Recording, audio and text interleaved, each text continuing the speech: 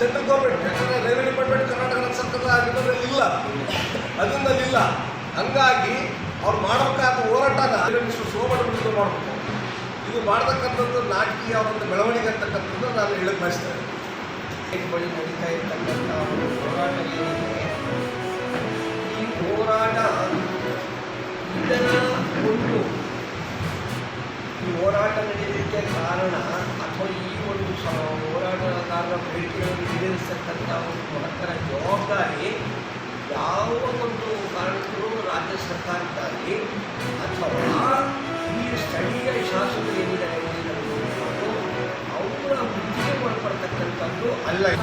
ಉಪವಿಭಾಗಾಧಿಕಾರಿಗಳು ಸಂಬಂಧಪಟ್ಟಂಥ ಪರಿಸರ ಮಾಲಿನ್ಯ ನಿಯಂತ್ರಣ ಮಂಡಳಿ ಏನಿದೆ ಅವುಗಳಿಗೂ ಕೈಗೊಳ್ಳಬೇಕು ಅಂತೇಳಿ ಹೇಳುವಂತಹ ಒಂದು ಒತ್ತಾಯವನ್ನು ಈಗಾಗಲೇ ಶಾಸಕರು ಮೌಖಿಕವಾಗಿ ಅವರು ಮಾತನಾಡಿ ಅವ್ರ ಗಮನಕ್ಕೆ ತಂದಿದ್ದಾರೆ, ಜಿಲ್ಲಾ ಆಡಳಿತದ ಗಮನಕ್ಕೆ ತಂದಿದ್ದಾರೆ. ಯಾವುದೇ ಒಂದು ಬೇಡಿಕೆಯನ್ನು ನಾವು ಇಟ್ಕೊಂಡು ಹೋರಾಟಕ್ಕೆ ಹಿಡಿತೀವಿ ಅಂತಂದರೆ ಹೋರಾಟದ ಮೂಲಕ ನಾವು ಜನಗಳಿಗೆ ಅನುಕೂಲ ಮಾಡುವಂಥ ಸಂದರ್ಭ ಇದ್ದಾಗ ಅದನ್ನು ರಾಜಕೀಯವಾಗಿ ತಿಳಿಸುವಂಥ ಒಂದು ಮಾರ್ಗವನ್ನು ನಾವು ಯಾರನ್ನು ಅದು ಹಿಡಿಬಾರ್ದು. ಈಗೇನಾಗಿದೆ ಅಂತ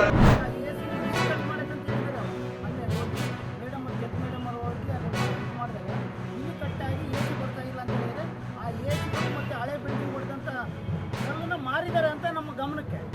ಇದನ್ನು ನೀವು ಕೂಡ ಇವತ್ತು ಪರಿಶೀಲನೆ ಮಾಡಿ ಅದ್ರ ಬಗ್ಗೆ ಇದು ಮಾಡಬೇಕು. ಮತ್ತು ಹಾಸ್ಟೆಲ್ಗಳಲ್ಲಿ ಏನು ಭಾರಿ ಅವಸ್ಥೆ ಆಗಿದೆ ಸರ್. ಹಾಸ್ಟೆಲ್ ಭಾರಿ ವ್ಯವಸ್ಥೆ ಅಂದರೆ ಭಾರಿ ವ್ಯವಸ್ಥೆ, ಸರಿಯಾಗಿ ಬಾತ್ರೂಮ್ ಇಲ್ಲ, ಏನಿಲ್ಲ. ನಮ್ಮ ತಾಲೂಕಿನಾದ್ಯಂತ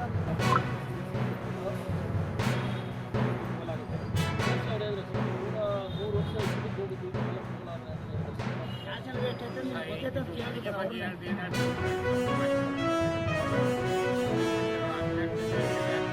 ಯಾರಿಗೆ ಪ್ರಸೂತಿ ತಜ್ಞರಿಲ್ಲ ಅಂತ ಸಣ್ಣದಕ್ಕೆ ಹೋದ್ರೆ ಬಳ್ಳಾರಿಗೆ ಹೋಗ್ಬೇಕು. 800 ರೂಪಾಯಿ 1000 ರೂಪಾಯಿ ಡೀಸೆಲ್ ಹಾಕ್ಸ್ರಿ ಆಂಬುಲೆನ್ಸ್ಗೆ ಅಂತ.